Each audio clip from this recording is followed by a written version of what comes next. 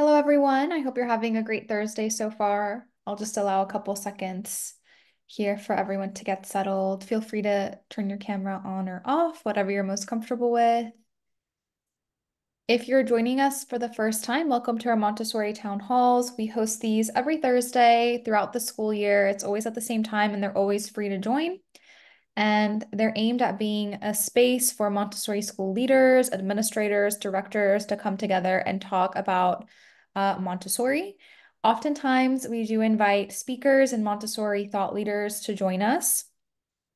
These are very much collaborative calls, so we'll have some time for discussion and Q&A at the end, hopefully.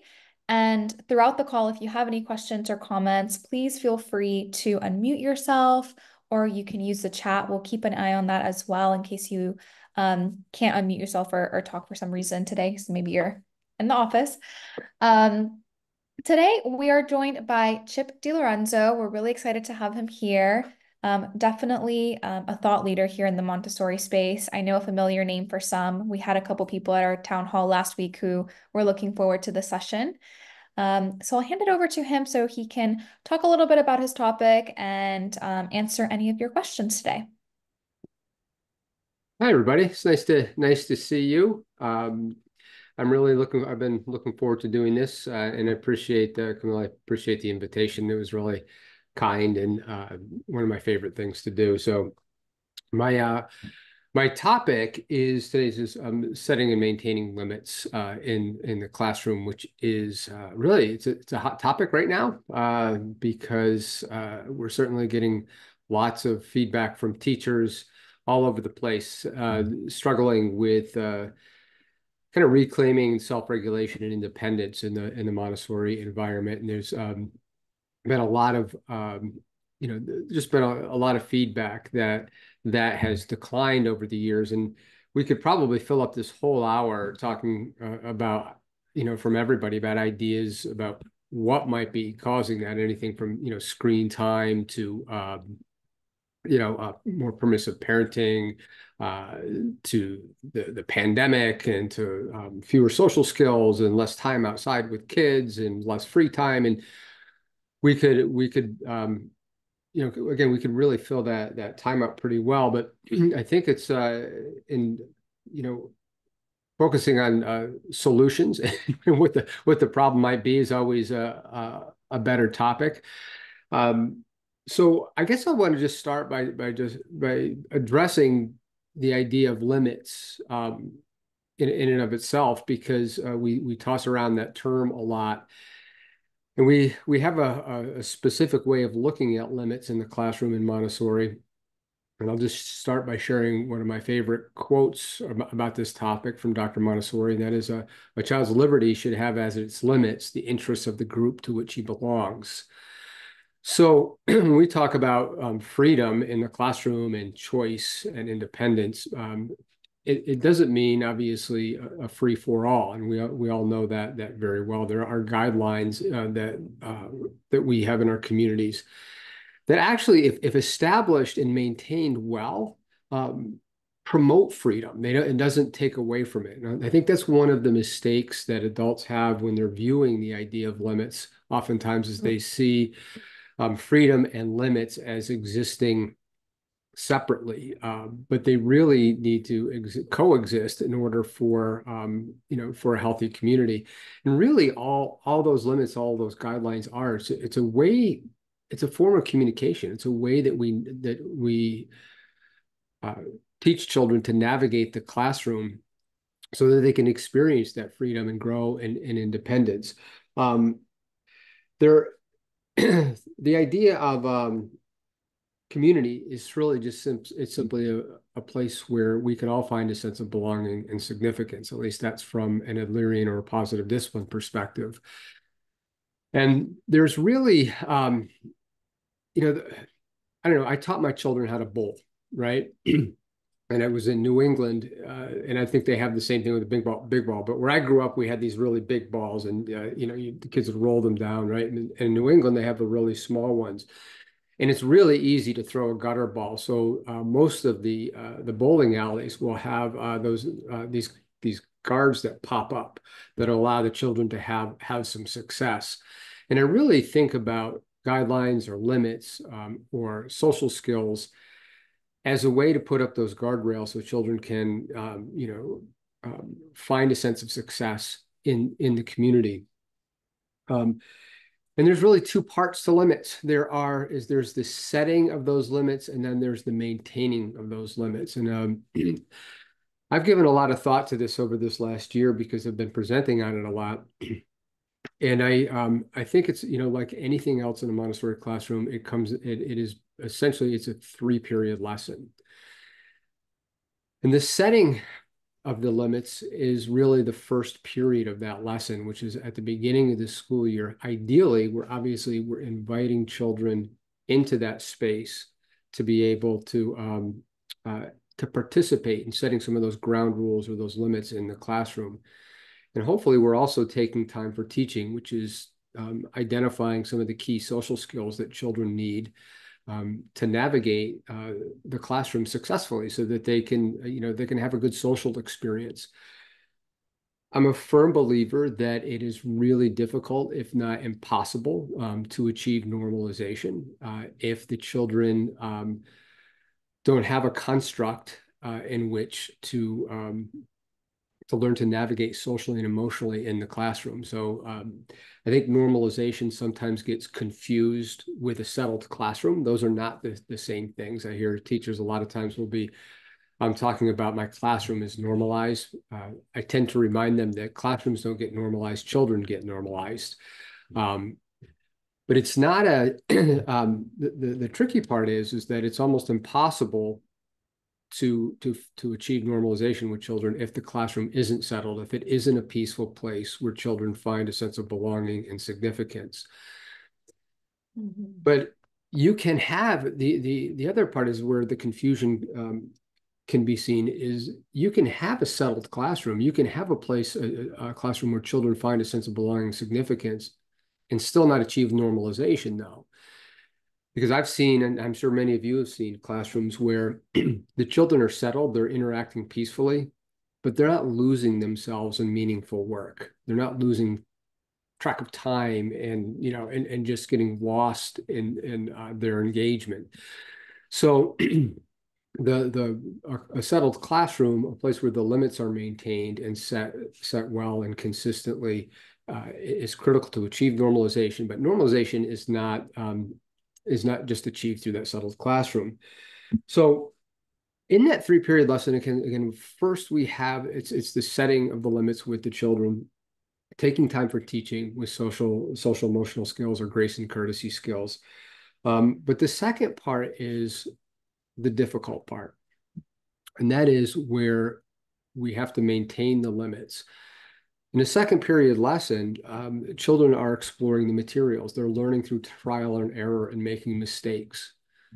But the same thing actually happens with socially and emotionally. Just because we teach the ground rules and just because we have taught grace and courtesy skills, children they're not born with an innate ability to navigate their communities. So it's an ongoing process, and they're going to experiment. And they're going to make a lot of mistakes. And so while they're making those mistakes through trial and error, which is in the 2nd period,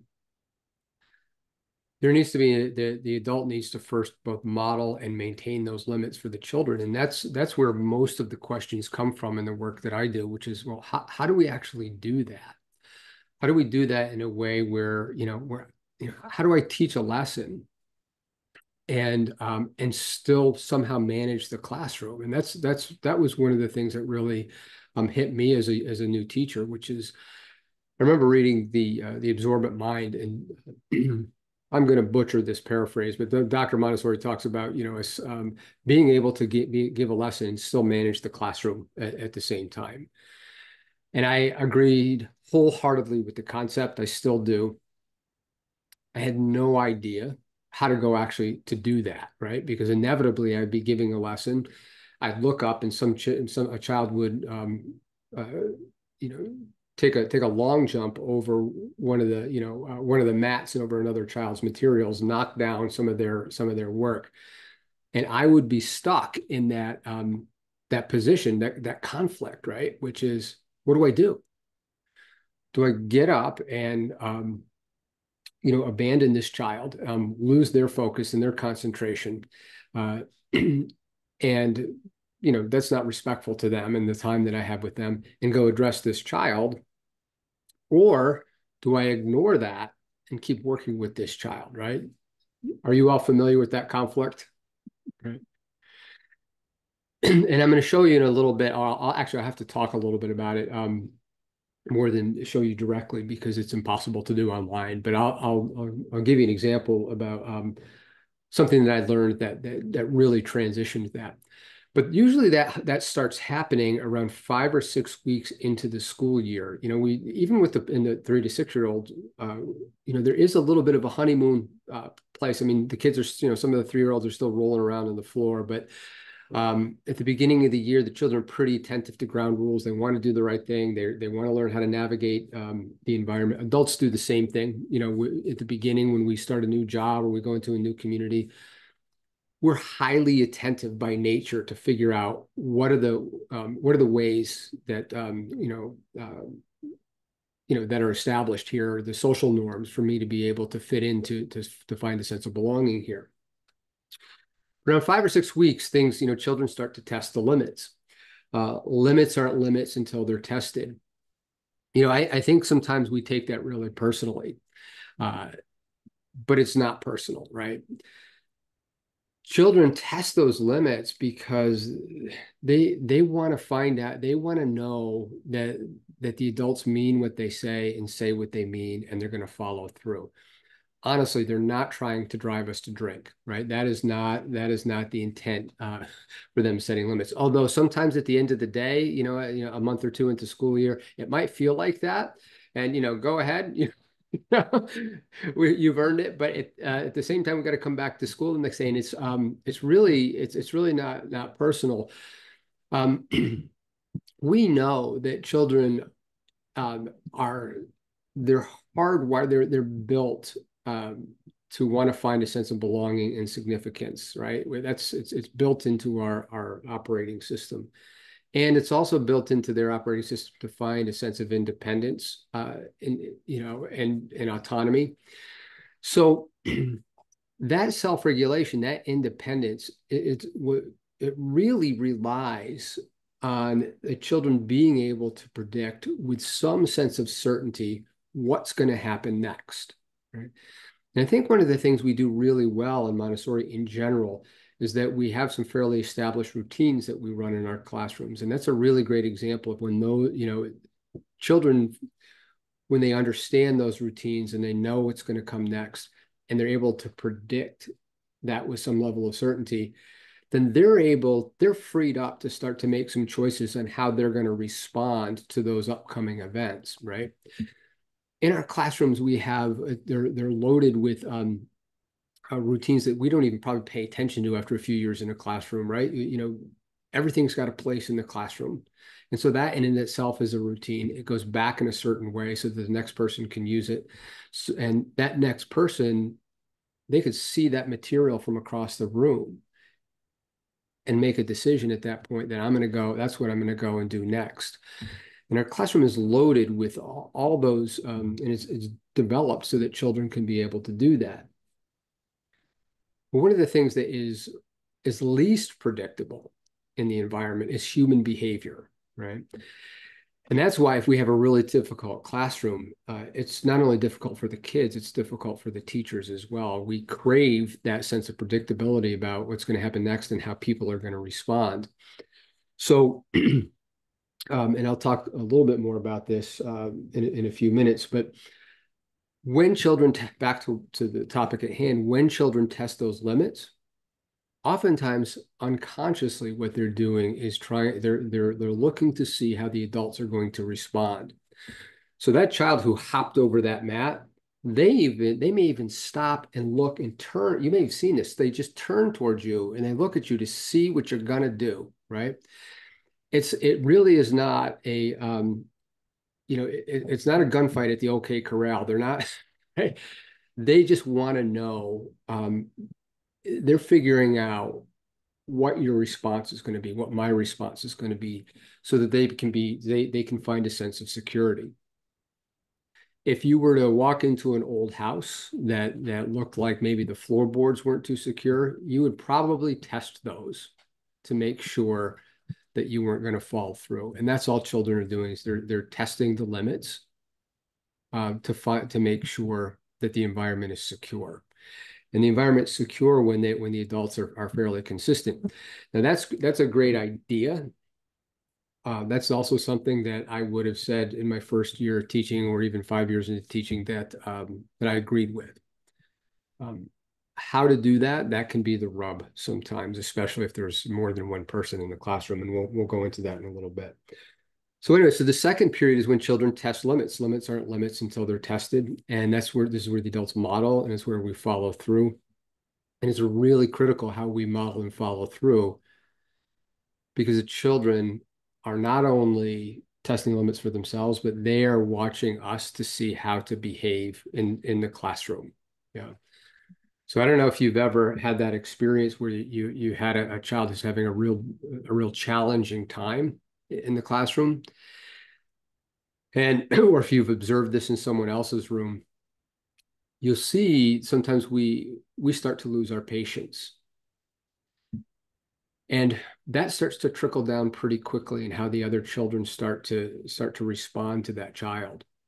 I remember watching a teacher's classroom, and I left for a few minutes, and I went up to a balcony area, but I could still hear everything that was going on.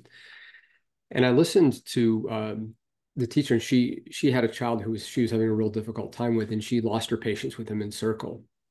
What she couldn't hear is what I heard when it was right over the practical life area, is that the other children starting to engage in conversation about that child. Well, he's always doing those things. We can never have a good time, right? And what does that begin to look like out on the playground? So how we maintain those limits, and both effectively and respectfully, not only is good for our own sanity, but it's also going to be critical for the success of some of those children who are having a more difficult time in the classroom. I don't know if some of you may have heard me speak before, but I have firsthand experience with that. Uh, I was that child who was in your classroom, who probably you thought that a trip to the bar after work was probably a good idea, right? But what's interesting is I'm sure I invited a lot of what the behavior that I got from teachers, but I also know what it's like for that child to go home feeling discouraged, feeling like I don't want to go back.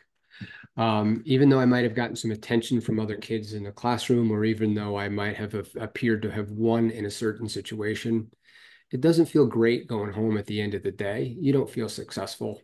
Uh, and that's when I found my father's, back in the day where they had signature stamps. I found my father's signature stamps, and I forged more than one note of how ill I was. Apparently, apparently I wasn't healing too well, because it happened quite a bit. So yeah, so our response to children's behavior, they pick it up really closely. And I gotta tell you, it's very concrete in an early childhood classroom. It's a little more abstract as children get older, but the same dynamic happens, right? So finally, the last part is, so we have the first period, which is where we're presenting the information to the children. We're giving the information on how to navigate. Then we understand that they're going to test the limits. We're going to work through trial and error. We need to follow through. But the third period of maintaining limits is actually when children apply the information, right? They're actually using the information dynamically. If it's a material. But socially and emotionally, where that happens is where children are actually involved in the problem solving. So one of the big, most significant parts, I think, about using positive discipline in a Montessori classroom is when we do the class meeting. The Mhm. class meetings is that is just a place where we get together really frequently to solve difficulties that are happening in the classroom. And one of the so if children are hopping over each other's mat, when you're just in that second period as the teacher, you feel the burden of that, right? And so you want to follow through. But the truth is that that's just the beginning, because you're not the only one who's been affected by that. Obviously, if that child jumped over that mat, they might have knocked down someone else's material, right? And so that child also has a dog in the fight. Like they're concerned. And interestingly, even though it doesn't always look like it, the children really want the same things in the classroom that we want. None of them want a chaotic environment. None of them, all of them want to have their work respected and their personal space respected and their feelings respected. So the class meeting is an incredible place where that gets drawn out. One of the questions I get a lot is like, wow, even in the early childhood classroom, absolutely, like it is amazing. The kids need a little more support in terms of actual problem solving in a 3 to 6 classroom. Whereas the elementary classroom, the kids are well suited developmentally to begin to solve a lot of those problems on their own. Um, but children are incredibly capable, right? And so what the class meeting does is the class meeting is a place where we just come together to solve problems that we're bumping into throughout the day. So if that child who got their work jumped over and knocked down, the beginning, they might come to me for help with that, or I might, maintain that limit in the classroom. But what I ideally want is I want the children to begin to set and maintain those boundaries within the classroom. I'd ask for a raise of hands, but a lot of folks have their screens off. But in general, you can think how many of us have had those groups that didn't lead well, right? And how heavy that is as the teacher to carry that throughout the year. Those are some of my, other than having a conflict with the person I'm teaching with, um, feeling like I have to maintain all those limits myself throughout the year is incredibly draining. Like most of us know what it's like to get to the end of that year where you've had like your oldest group, they're not leading well, or they're not, or maybe they're even exhibiting negative leadership. And we're just carrying that load all by ourselves, and you just can't wait for summer break if you have one. So so what happens in the class meeting is that child who has have gotten their work jumped over or knocked down, they can say, hey, listen, I'm really frustrated because I'm putting my mat on the floor. I'm trying to get my work done. People aren't walking around the mats, and I'm finding it really difficult. And then the other children get a chance to chime in. And what we do then is we focus on solving that. What can we do as a group to do that? And it's interesting, there's really two types of problems that get solved in the class meeting. There are individual problems and there are group problems. And for an individual, they might bring up a problem like, I see Mary Lou, I'm familiar with the Mary Lou, she and I have been getting in arguments, and I feel like she's been teasing me a little more than she should on the playground, right? And I can actually, in a class meeting, I can actually bring that up, and not to get Mary Lou in trouble, but to get support from the group on how I could potentially solve that problem, right? And when children start to bring up those kind of difficulties that they're struggling with in the classroom, when their friends pitch in, their classmates begin to pitch in to help them solve the problems, it's amazing. Like everybody learns. And it's not just the kids that learn. I have to tell you, like the class meeting is one of the places where um, I've gotten a chance to get the information that I am really looking for when I'm doing observation that comes out sometimes through conversation. So especially when you start to work with the older kids in the elementary, in a primary or an early childhood classroom, the children live out loud, right? There's not going to be a lot that is going to be hidden from you. It's usually pretty obvious. But as children move into the elementary levels, you don't always hear everything that's going on, the antecedents behind a particular an argument or a power dynamic that starts to happen in the classroom. But if we're getting together frequently and we're discussing these issues and finding ways to solve these problems together, what happens is that the cover gets pulled off of those hidden dynamics. They get put out in the open, and then we all get a chance to learn by helping to support each other and to solve those problems together. And so whether those are ground rules that happen that are being broken in the classroom, or whether they're interpersonal dynamics that children are struggling with, is all it is. It's a place where we can come together to support one another, and we all get a chance to learn from that. And probably one of the biggest benefits that I got out of that as a teacher, the class meeting idea, is that um, one is that problems got solved much more quickly when the children are able to, when they put things on the agenda and they're looking for help. The other thing is I found out I'm not alone. And this is where I found out that the children want a lot of the same things that I want. You know, one year I actually had a little boy named Tommy who was in my classroom. And it was a year where the kids were just not putting things back where they belong, and the classroom was getting messy. Personally, it was driving me nuts because I like an ordered classroom, right? And so Tommy brings up this problem. He says, I just can't find the things that I need when I need them, and I'm getting really frustrated. I remember feeling like I felt like he was about 12, and I felt like I was about 12. I wanted to say, really? Me too, right? But what was interesting when he brought that up, one of the things I found when we discussed the problem with the kids is that a lot of kids were having difficulty with it. And so it provides validation and for the kids, for the teachers. And then when we actually solved it, it worked much better when the children were involved in actually solving the problem than it did if I had set down a new rule or I had just stepped up my follow through. And even though my follow through is going to be really important, if the children are following through, then it's going to be a really difficult year. And I think one of the things that class meeting approach really helps with is that it becomes a leadership lab. Because all it really is that we are finding ways as a leader to support our community so that the community can be successful, right?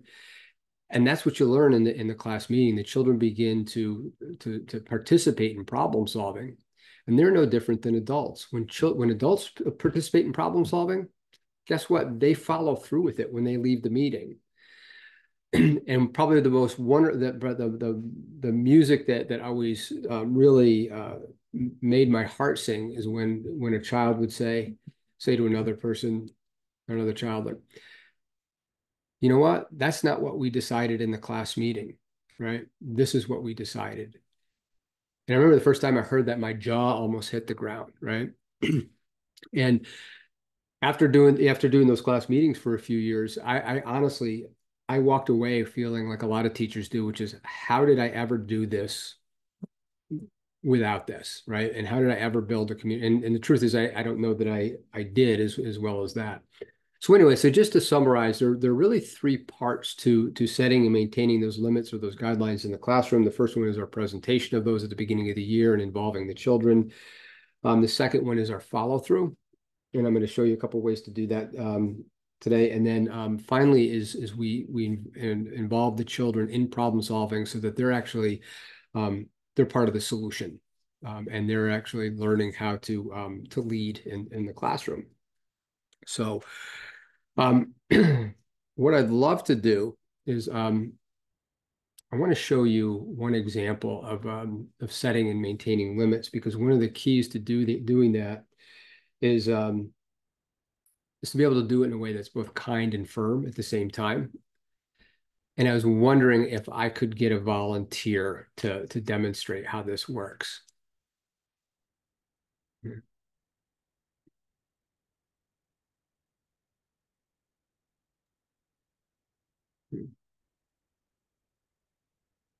Oh, Elizabeth. All right, thanks. Could you guys spotlight Elizabeth and I for a second? So Elizabeth, this is actually really easy, because all you need to do is you just need to be a misbehaving child. I don't know. I mean, you may not have seen one, but I saw, but if you haven't, just make it up the best you can. Yeah. I have 3 kids, so it'll be fine. All right. So So you want me to misbehave? yeah, I'm gonna tell you, give you some more direction. I just wondered, Camilla, could you spotlight Elizabeth and I? Can you make us big? See. Oh, I'm not sure how to do this. Let's see That's all right. here. There's usually 3 dots right above our. Got it. There we go. Oh, Great. there we are. Okay. Why don't we pick this one? Do you ever have a kid who's disturbing other children in the classroom before? Absolutely. All right, so you know what that looks like. So we're gonna try this twice. All right, and I just what you'll do is you'll just go around, just pretend to be disturbing some other children, and then uh, I'm going to respond to you 2 different ways, and all you have to do is act naturally, and you don't have to be nice to me. All right, Okay. all right, and then at the end I'll explain what we did. All right, you ready? Sure. All right, action, go. Um, Carolee, do you want to go over there? Look at what she's doing. Let's get up and come. Please, let Elizabeth, me show you something. Elizabeth, Elizabeth, Stephanie. Elizabeth. I need your attention, please. I need you to look at me. Okay. So you have 2 works out right now. Bonnie's doing her work, and I need you to go and go do your work. Okay. Which one do you want to clean up first? You want to clean up the golden beads, or do you want to go clean up the movable alphabet?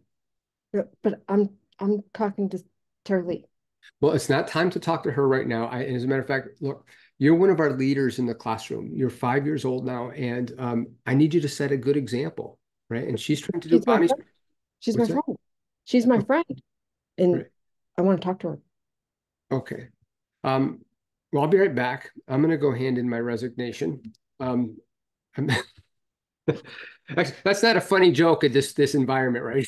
So, nobody's laughing at that joke. All right, so let's end scene there. I think we all get. Did you get the dynamic that was going on there, Elizabeth? Yeah. So, what were you as I approached you? What were you feeling as we were having that exchange? Um, I was feeling like I want to listen and please you, but I wanted to finish what I was doing and talking to my friend, and I was feeling unsettled because I couldn't do both. You couldn't do both. Okay, so you actually wanted to please me, but you were also really engaged in talking with your friend, and you weren't sure what to do. Right. And if you were just to choose one word, what were you feeling in that interaction? Unsettled. Unsettled. Okay. How about what were you deciding you're going to do next? Mhm. Yes. How to deal with that inner conflict.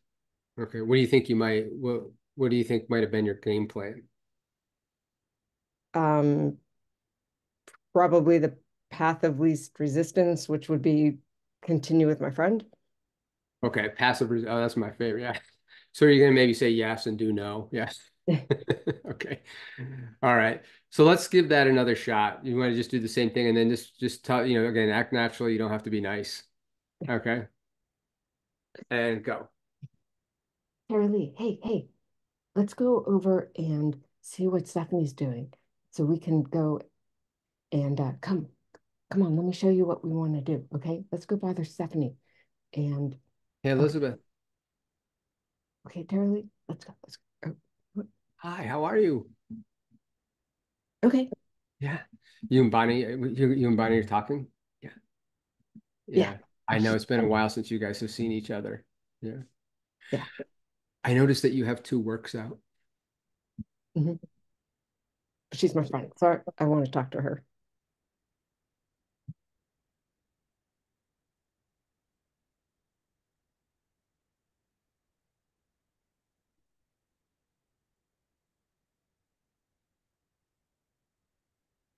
Can I talk to her?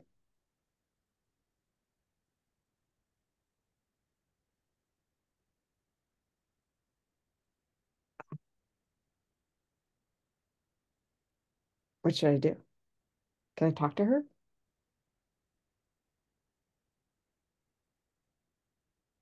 You want me to go back to my work, huh?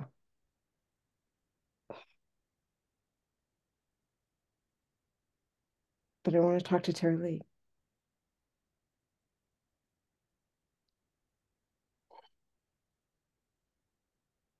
Well, when can I talk to her?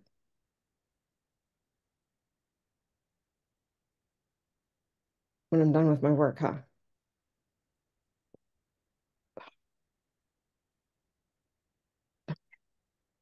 Thank you, Elizabeth. And end scene. Okay. Thank you. That was great. I'm glad, so glad you pushed back because you answered one of the questions that always comes up. I'll hit that in a second.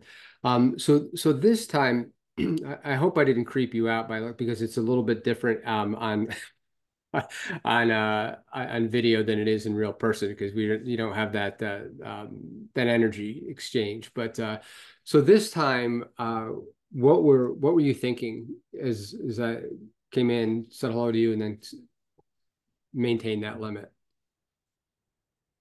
Um, well, knew what I wanted to do, but because there was a lack of, I don't want to say like force, like you can only move this way if somebody's moving back at you. And like, I couldn't, I was like, sort of, I don't know what to do then. Like I felt flat, kind of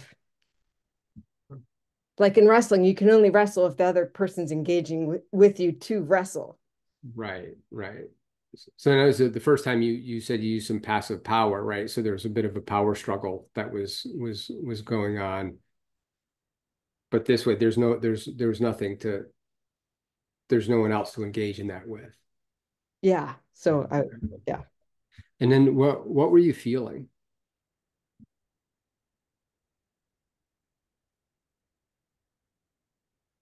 Like, uh, I'm not going to get anywhere. Like, oh, darn it. Yeah, Like, I know what I have to do, and it sounds like I'm going to have to do it, right. or seems So, yeah, like it. so a bit resigned or like I've got to, um, and what were you deciding to do? Go back to my work and Okay, finish great. what I had to do. So, All right. One more quick question. How did you feel about imagining you were a child and as your teacher, like how did you feel about our relationship after that? I felt like you got me, like you knew what I was trying to do, you got me, but then I also felt safe, like you weren't going to lose it on me. Okay. So you felt safe and secure, but also that you felt seen, like I knew you. Yeah. Yeah. And how about the first time? What did you feel about our relationship the first time? Um, well, I felt like I was not manhandled isn't the right word, but that you were going to come in and like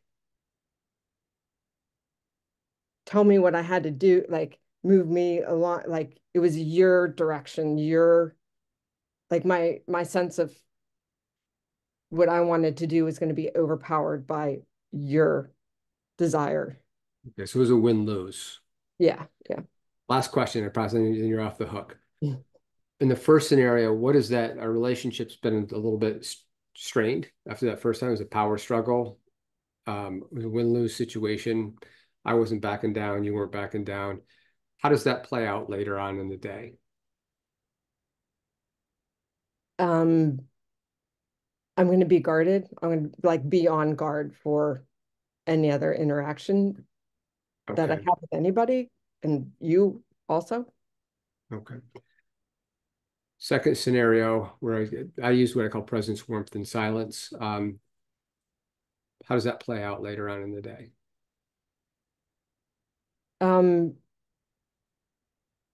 I'm going to feel it's safer to be like me, and whether that's still maybe misbehaving a little bit, I feel safe in doing that. Okay. So your child, you're not going to be perfect, Yeah. but you might feel safe to be yourself, even if it meant that you might misbehave, that I'm not going to come down on you. Right. Yeah. All right. Awesome. Elizabeth, thanks so much. I really appreciate it. That's a really hard role play to do by yourself. So that was great. Okay. You can take us off the spotlight. Thank you so much, Camilla. Thank you so much, Elizabeth. And people in the chat are saying thank you for for your role play. Yeah. Took a lot of courage. So I just want to loop back to something I talked about earlier. When Dr. Montessori talked about trying to manage the classroom while we're still giving a lesson to someone, to another child. Um, when I actually first found out about some of these tools for maintaining limits, I was using them with individual children, and it really was eye-opening to me that I could be effective and still maintain a good relationship with the kids, still be kind, still let them know that I cared, but still be firm and consistent, which, to provide a sense of security. But where it really, I used that particular tool that I demonstrated with Elizabeth, where I was sitting on the side of the classroom, and instead of getting up and going to actively redirect children, I used to sit there on the side and just really fill the room with my presence, and realize that when I started to behave that way and started to shift the way that I interacted with children, it became that communication was didn't require a lot of words. And so a lot of times, I remember working with a child and having another child doing something distracting and disrespectful to the community across the room. And because I had been using that approach, just being able to look up across the room and smile at them, and they smile back at me, right? And just they went back to their work. And I was able to not miss a beat with this child. I may have had my attention diverted for a few seconds, but and that's where it began to click. Like, okay, this is how you do this. This is how you maintain a respectful atmosphere with the child or children that you're working with, and still have control over the classroom. And it's not even control; it's just a sense of presence.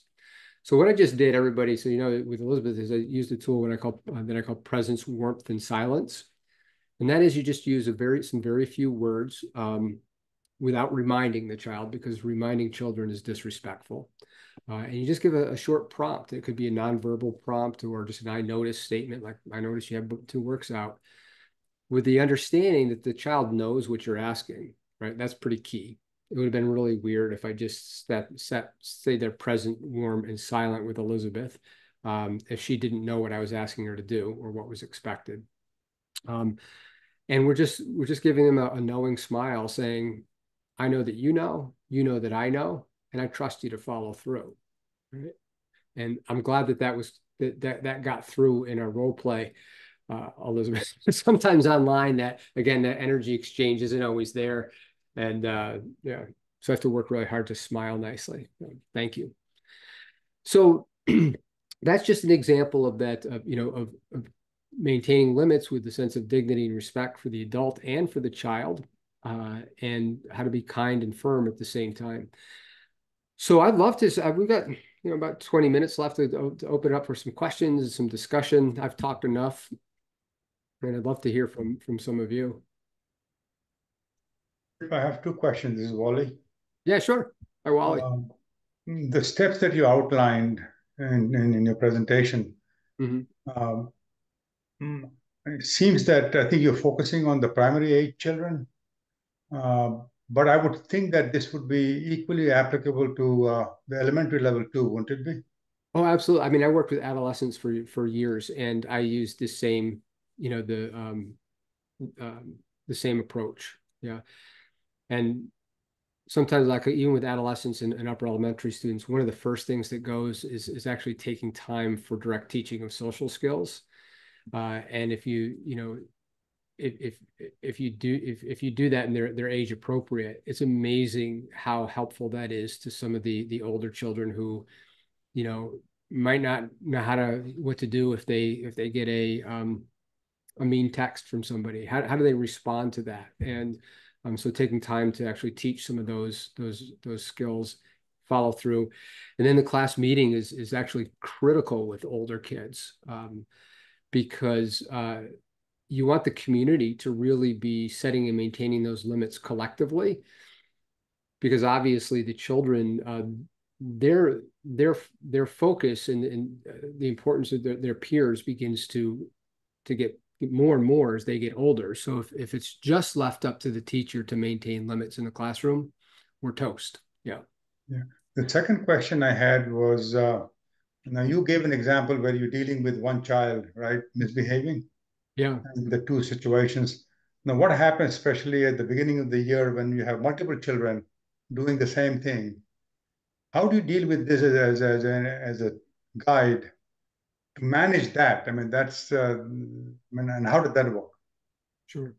Well, in the beginning of the year, you're probably going to be doing a little more of the one-on-one interactions, little by slowly. So I might be moving a little more in the beginning of the year because some of the children are still learning to navigate the classroom. So that tool that I used, there's some assumptions that the children know what to do and they've been taught how to do it, right? And then you can kind of follow through more non-verbally and with fewer words. And you're pulling on something that they've already known. But before that, still making sure that we're we're talking to the children. It's just like in the first few weeks of school, we're not giving tons of one-on-one sit-down lessons. We're not sitting down for 45 minutes and doing a 45 layout with a child, or sitting down and introducing racks and tubes at the first couple of weeks of school, because we don't have that much space. So certainly doing individual redirection and taking time for teaching individually. And then as you begin to feel confident that the children really understand what's going on, we begin to step back. And of course, your second and third year students are going to know. And so when you start to follow through pretty quickly with your older students, with presence, warmth, and silence, or with some of the other tools that we use in positive discipline, the younger children begin to see those interactions, and they learn so much by watching. Yeah. And they learn that you're kind. They learn that you're firm. They learn that the environment's consistent, and they're not in trouble when they make a mistake. Yeah. So I hope that answered your question. If you don't mind. Can I ask one more question? Of course, go ahead. Occasionally, some of our teachers in the classroom end up with children who are, quote unquote, really difficult. Like somebody is walking around, smashing things of the work that's otherwise doing. Somebody's walking around pinching. I'm not sure exactly what they have, some issues, behavioral issues and all that. Would your principle apply to those kind of children, or are you talking about the ones who are just, quote unquote, I shouldn't use the word normal, but regular children? They would. I mean, there are going to be some kids like anything, and like in any environment, that are going to need different levels of intervention and different levels of focus, right? So if you have children, if it's just misbehavior and it's not a behavioral or a learning disability, if it's just straight out misbehavior, which you might, like, for instance, like there's a child study that we use that is there just to really focus so that we can have something that is more formal and supportive to do two things. One is to make sure that supports that child to not misbehave in the first place, so they feel supported and they feel like they belong, and there's structure in the room for them. And then we also want to make sure that there is a formal plan and how do we follow through when they do misbehave so that it's most effective.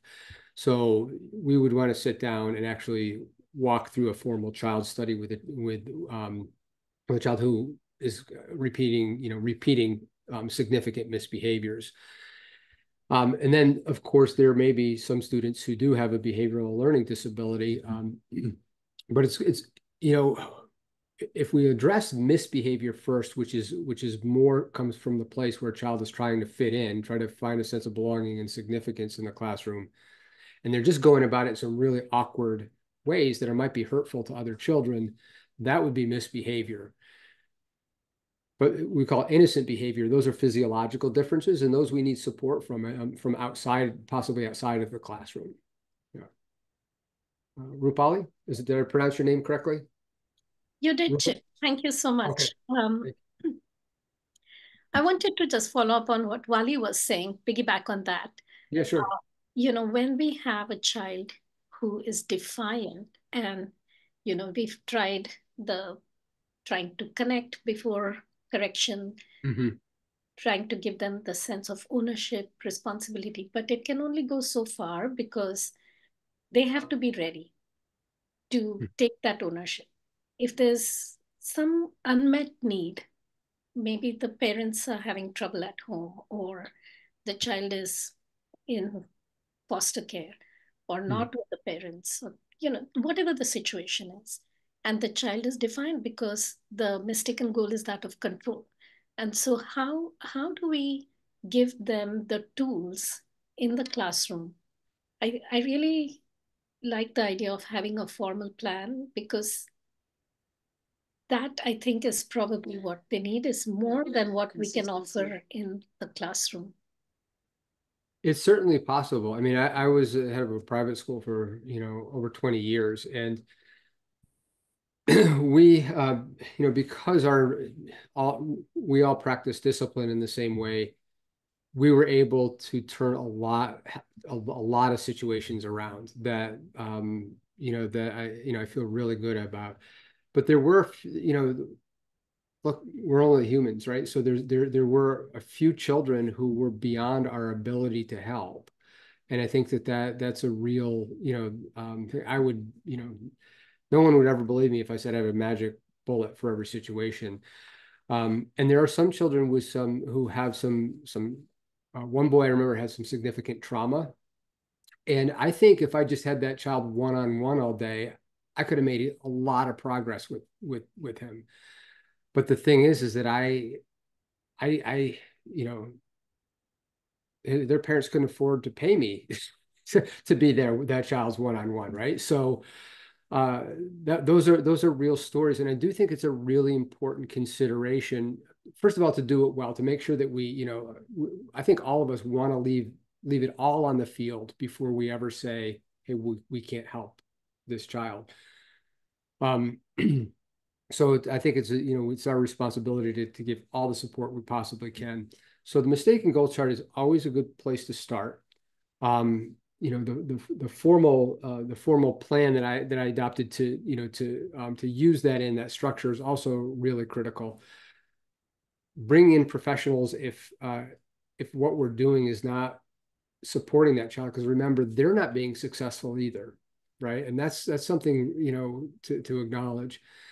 And then we also have to determine, if we do involve other professionals, if they have suggestions or they have a formal plan that they want to implement. Let's say it's a child who has oppositional defiant disorder, right? They have some significant trauma. Well, once if we're working with professionals collaboratively, and I'm assuming you're in a private school. Yeah. That's right. We have a private school.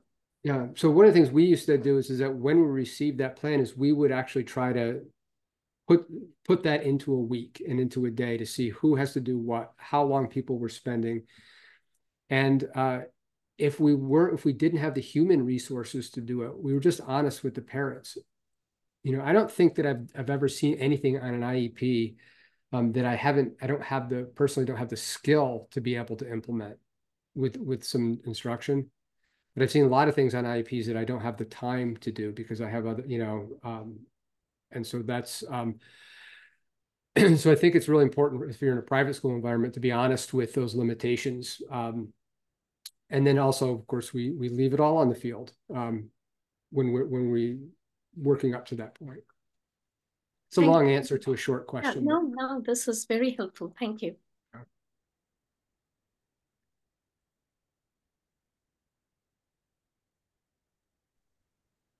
May I ask another question?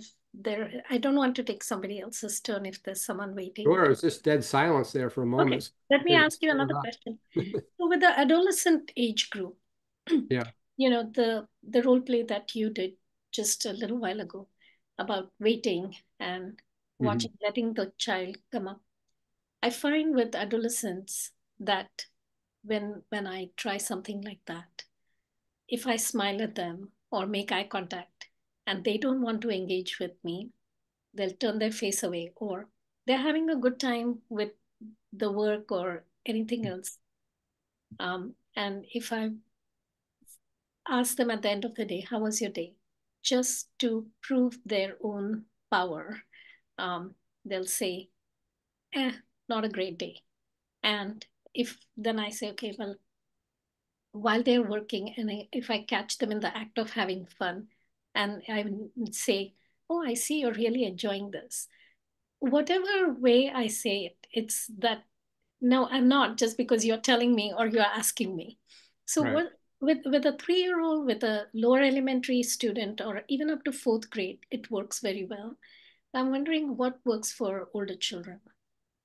So I think if you have a sense of connection with adolescents, because I use this all the time, that tool that I showed you to, as a matter of fact, I really think that if I didn't have that tool, I don't know what I would have done with adolescents, because it's really like, I don't want to get in a verbal sparring with with an adolescent.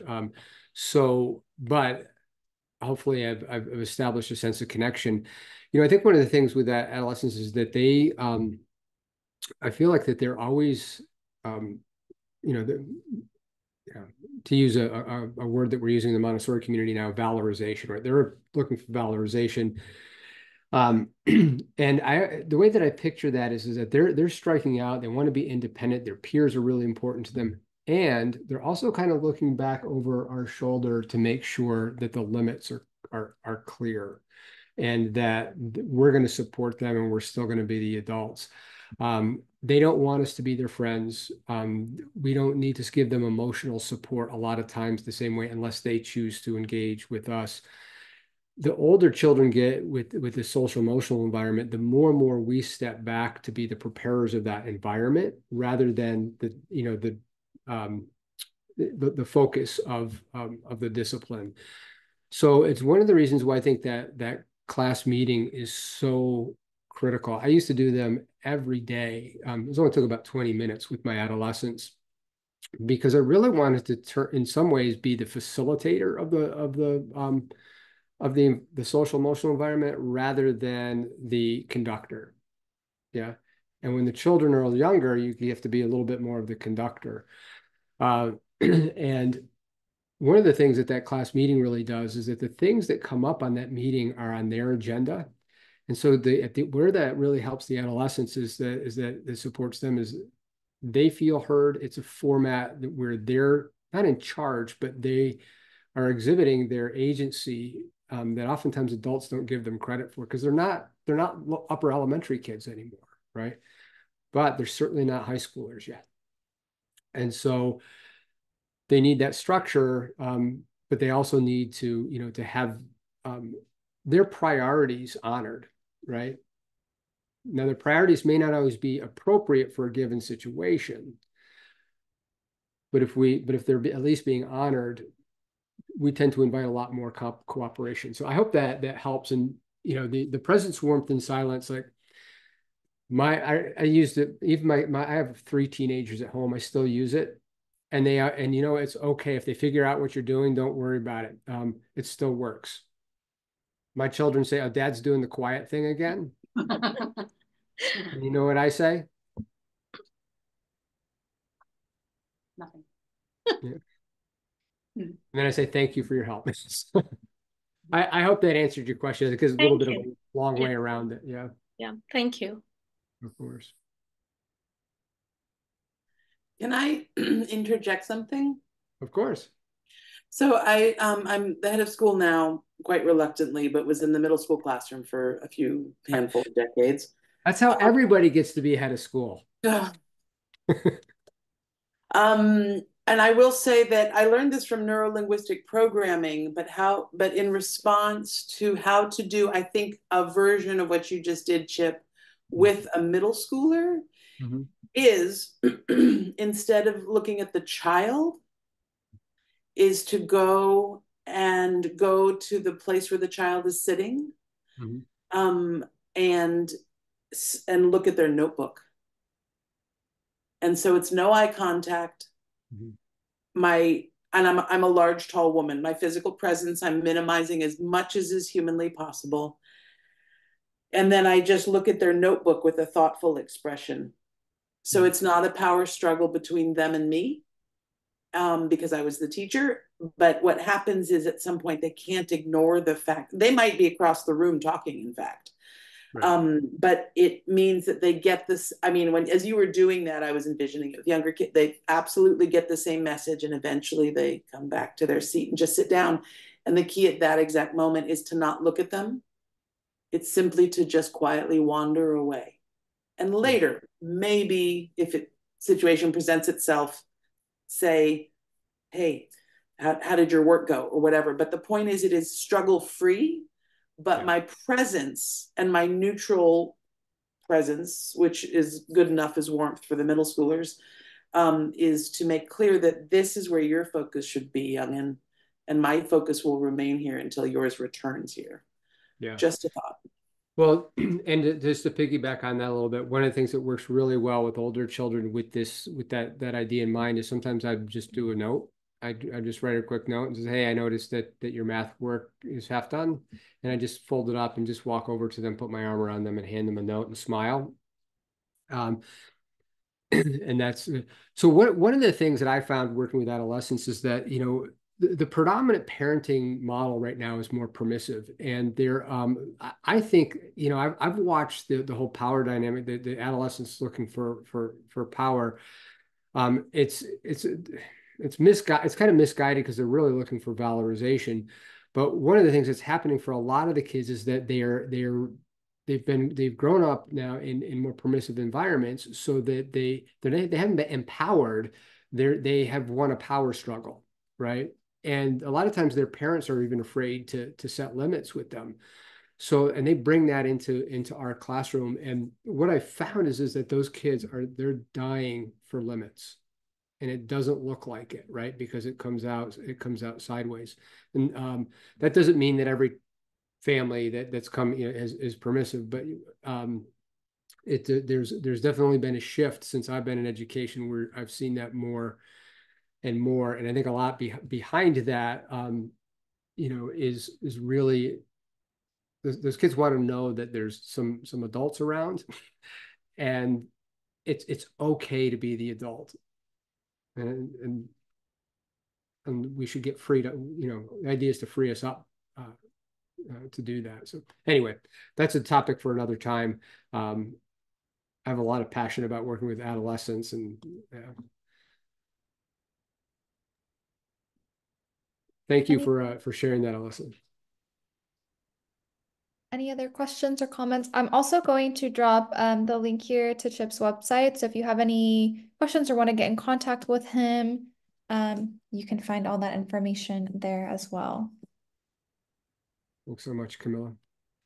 I really enjoyed talking with all of you today. We could do it for the rest of the day. It's my favorite thing to do.